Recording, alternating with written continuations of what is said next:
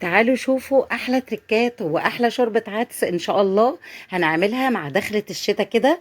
وان العدس ده من الاكلات الاساسيه في الشتاء. معايا كيلو من العدس شطفته كويس وغليت الميه، ومعايا طبق مليان خضروات، بصل على طماطم على جزر على فلفل اخضر، ومعايا توابل ملح وكمون ومكعب من مرقه الدجاج. ومعايا لورا وحبهان. كمان حطيت كام فص من التوم كده. هنبدأ نسيب المكونات بقى على النار، كل شوية نقلب تقليبة كده علشان ما يلزقش في الحلة. بيستوي على طول، خلال نص ساعة بيكون استوى العدس.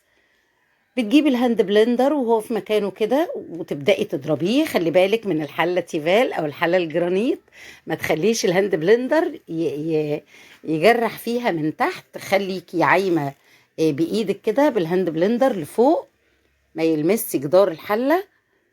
هنضرب كل المكونات. لو ما عندكيش هاند بلندر اضربيه في الخلاط، ما يجراش حاجة.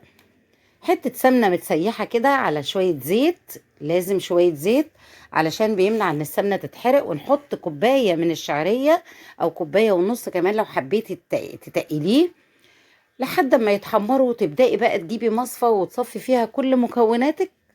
لازم نصفيها علشان الطفل اللي بيبقى طالع ده مش حاجة صحية خالص لينا. بنتخلص منها علشان تبقى الشوربة رايقة كده وجميلة. طبعا احنا ضربنا فيها كل المكونات، الحبهان واللورة والكمون والحاجات دي كلها. لو حبيتي تزودي بقى شوية بهارات، شوية كمون، شوية ملح، اظبطي بقى حدقه وسيبيه يغلي شوية على النار لحد ما الشعرية تستوي.